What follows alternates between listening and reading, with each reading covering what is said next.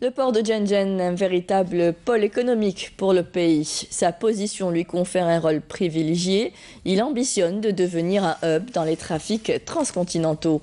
Le volume des marchandises traitées au niveau du port est de 4 millions de tonnes. Le chiffre d'affaires a cependant enregistré une baisse due au recul du trafic des véhicules. Bedia Amalni. Le port de Djenjen à Djidjel est considéré comme l'un des plus grands ports commerciaux en Algérie, avec une superficie dépassant les 40 hectares. L'entreprise portuaire de Djenjen s'emploie à réaliser des chiffres d'affaires records dans les échanges commerciaux, et ce, malgré un recul dans les parts de véhicules importés.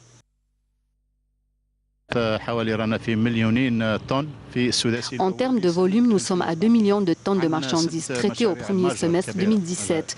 Nous avons 6 projets majeurs, 2 pour les huiles, 1 pour les céréales, le bitume et le ciment.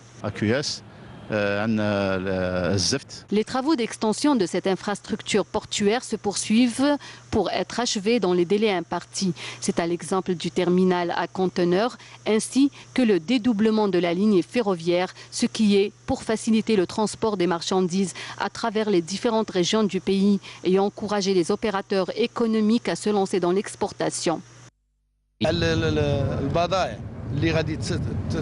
Le volume des marchandises traitées au niveau du port est de 4 millions de tonnes. Grâce à ces projets stratégiques et de dimension continentale, ce volume atteindra les 30 millions de tonnes. Les échanges sont faits dans un seul sens, mais nous pensons déjà à l'exportation à partir de cette infrastructure. Ceux qui veulent investir, nous les accompagnerons au quotidien.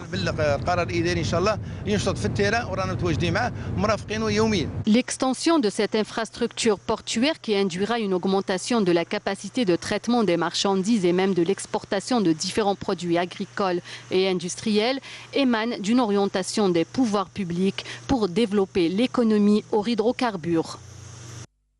Deuxième journée de visite hier du général de corps d'armée Ahmed Gaïd Salah, vice-ministre de la Défense nationale, chef d'état-major de l'ANP dans la 5e région militaire. Le chef d'état-major a procédé à l'inspection de l'unité de construction navale à Annaba. Khalida Anned. À l'entame de cette visite, le général de corps d'armée a suivi un exposé global sur les missions et les composantes de cette unité, présenté par son commandant, avant d'inaugurer la 3e vedette fabriquée au niveau de cette unité par des mains algériennes et d'inspecter ensuite ses différentes structures et ateliers de production. L'unité de construction navale à Annaba est une filiale de l'entreprise de construction et de réparation navale de Marset El-Kbir, 2e région militaire. Elle prend en charge la réalisation des vedettes de sauvetage, la fabrication des embarcations semi-rigides et la rénovation des coques des navires en service, ainsi que l'installation des équipements et des systèmes de bord.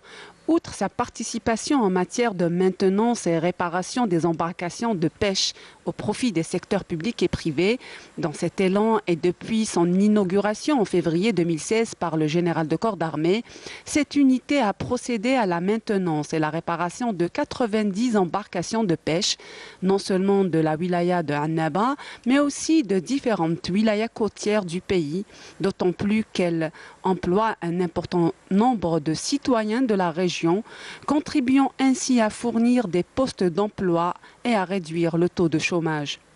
À l'occasion de cette visite, le général de corps d'armée a rencontré des cadres personnels et ouvriers de cette unité.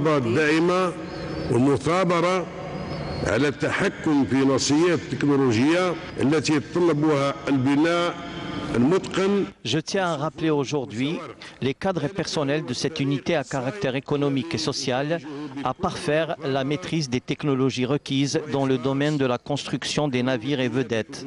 Telle est la démarche assurée et fructueuse que nous suivons avec persévérance et dévouement sous le commandement et avec les orientations de son Excellence Monsieur le Président de la République, chef suprême des Forces armées, ministre de la Défense nationale. Cette démarche va procurer sans doute la propulsion nécessaire aux actions de cette importante unité et ce dans le cadre d'une vision perspicace et d'une approche pratique, prospective et clairvoyante fondée sur la détermination à promouvoir nos fabrications militaires émergentes et prometteuses. Ensuite, le général de corps d'armée a écouté les interventions des personnels de cette unité qui ont exprimé leur gratitude pour l'intérêt que porte le haut commandement de l'armée nationale populaire au développement de ce domaine des fabrications militaires. L'étape suivante de la visite du général de corps d'armée consistait en la pose de la première pierre du projet de construction du cercle de garnison de Annaba.